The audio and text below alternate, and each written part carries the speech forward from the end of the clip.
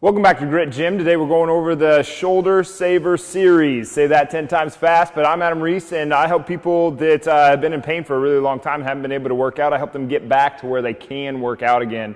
And a lot of the times that's just giving them the right exercises, and you'd be amazed how far that really goes. But today we're going into the shoulder, and yesterday we went over alignment.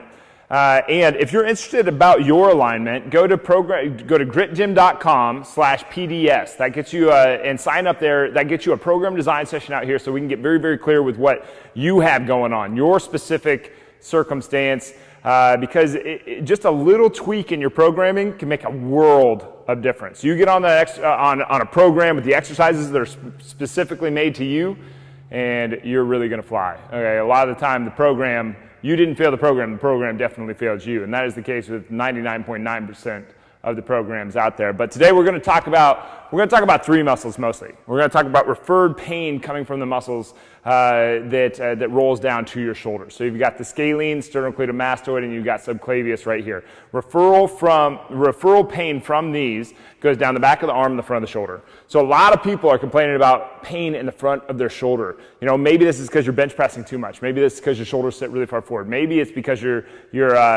shoulders anteriorly tilt a ton.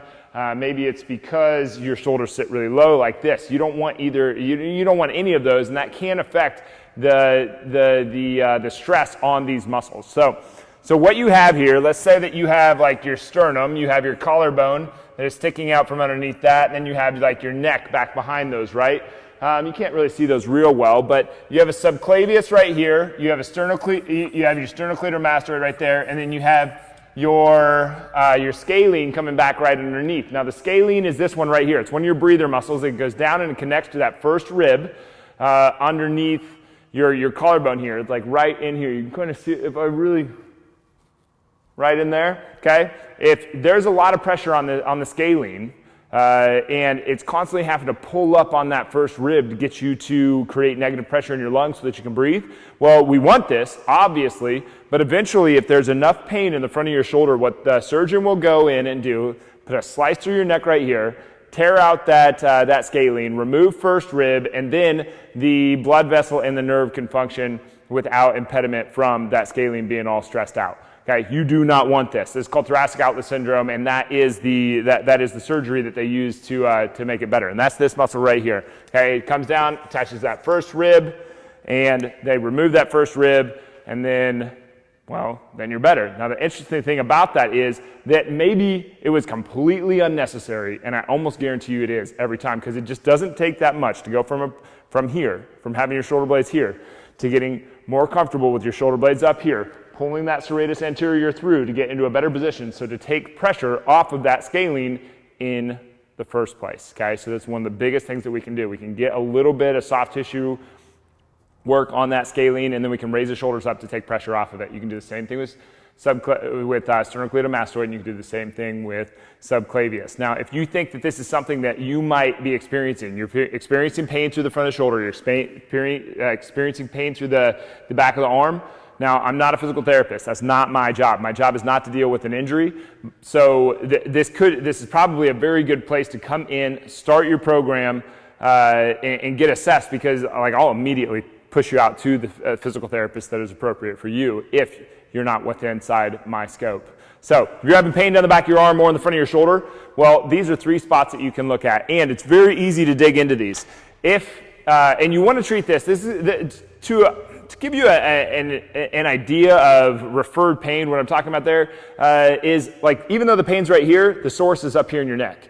And this isn't like some yoga flu nonsense. I mean, this is well documented stuff. For instance, if you grab a hold of your sternocleidomastoid right here, this muscle, okay, and don't be going nuts on this. It's very delicate. This is not a quad. This is not a hamstring. You can't just beat the piss out of this thing and expect good things to happen. Be very nice. Be very, very nice to this muscle. Okay, but if you squeeze this right here, you kind of just massage it up and down just a little bit, if you can tell what I'm doing right there. About 40% of people will feel that in the front of their forehead. Okay, that's what I mean by referral. It's not local. It's not just, oh, the pain's right here, so must be the problem. Okay, there was a chiropractor one time. There's a lady that came in here after going to the chiropractor, and she said that they took the activator, that thing, that spring-loaded thing that just beats your muscle, okay, which is fine. It's just a soft tissue technique. It's kind of, it's a little silly. It's very unsophisticated. But anyway, she had pain in the front of her shoulder. He took the activator, put it on the spot of pain, clicked it. This is a person who does not understand pain, who does not understand the body, who is very, very, very undereducated. And you're like, Adam, he's a doctor of chiropractics. I don't care. He's a quack. Okay? This guy is a joke. He should be ashamed of himself because he probably put more damage to that tissue than was actually there in the first place. And maybe this wasn't even damaged. It was probably maybe up in here. There was a laundry list of other things that we could look at before we go in and try to push on that spot. So what are 3 things that you can do? Well, for one, subclavius sits right underneath collarbone. So find your sternum, find collarbone, and then just massage it a little bit. It's really not all that, like you can do this anywhere. So you just spend some time massaging on subclavius, right? You just go back and forth and you spend maybe like, 10 to 30 seconds doing this. And you switch sides and the other side. All right, so now we're gonna get it up into sternocleidomastoid and scalene. So for scalene, what I would say is put 2 fingers on the front, 2 fingers on the back, put your chin down right on top of those, take a big inhale, look up and away. Come back to that flex position to relax the muscle, okay? Then put a little bit of pressure on there, look up and away, exhale. Do not push on this hard. Be very, very gentle here. Do not push on this hard, okay? You're only gonna need about 5 to 8 of those, all right? And then we're gonna go, so we were right here, now we're just gonna go up about like half an inch. Okay, same thing, push in, inhale, exhale, push in, okay? Be very, very, very gentle on this. But like the amazing thing is, every once in a while, someone will come in here and we'll be going through their program design session, and I'll say, and I'll just stop and I'll be like, let me show you a couple things. I think this might be the case. We'll see. If it doesn't work, what are we out? We spend a little bit of time massaging a little bit of an area. We'll take an AccuMobility ball, we'll put them up against the rack, and we'll kind of work these 2 spots plus the subclavius. They'll get done and they'll go, it's gone. Like it's completely gone. And be like, that's all we needed to do.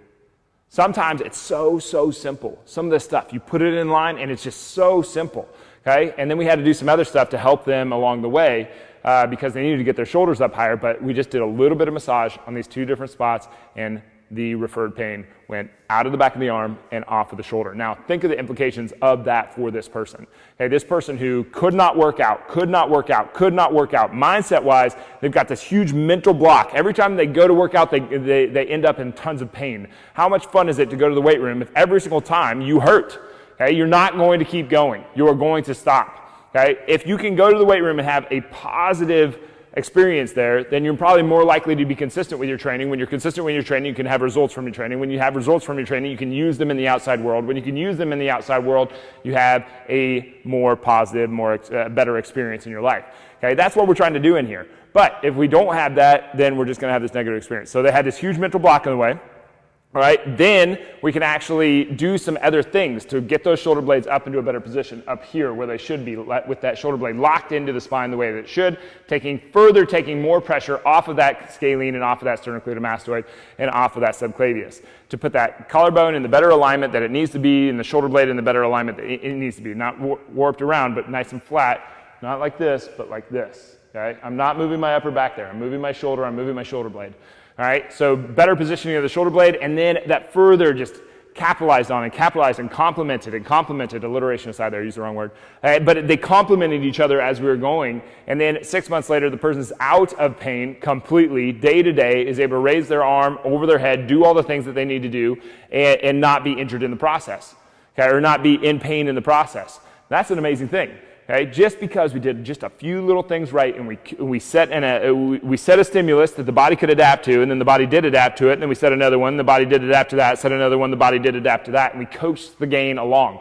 Okay, a lot of the exercise world wants to submit your body to its will, and that's a very, very silly thing to do. It's going to end you up in a lot of pain. So try these. Just try these real quick. If you have shoulder pain, if you have pain in the front of your shoulder, just try massaging right underneath that collarbone, right next to the sternum, okay? And then go on that sternocleidomastoid right up front.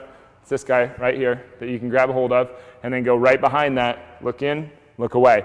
And if you are interested, if this is at all, and I encourage you to do this, you should do this. And we can do this over the internet too. It doesn't matter if you're in, I don't know, Istanbul. We could do this over the internet, but we could have a program design session out here. You come out, we do an assessment, and then I build a program that is specific to you with the exercises you need to get yourself out of where you are right now. And you do that by going to gritgym.com/PDS, and you can take that program, whether you're going to work out here or not, you have a program with guidance that's going to get you to where you want to go, and you get access to all the exercises that you're going to use. So video access to those so that you can do them at home. But I encourage you to do that. To do the program design session, but this is a very easy, quick thing that you can do. You find these 3 muscles. The referral pain from these muscles is down the back of the arm and the front of the shoulder. So if you know anybody with a bunch of pain in the front of the shoulder, send them this video. This could be everything that they need. It could be just this simple, that they need a little bit better alignment and that they need to work the soft tissue of these 2 muscles. But I'm Adam Reese. This is Grit Gym.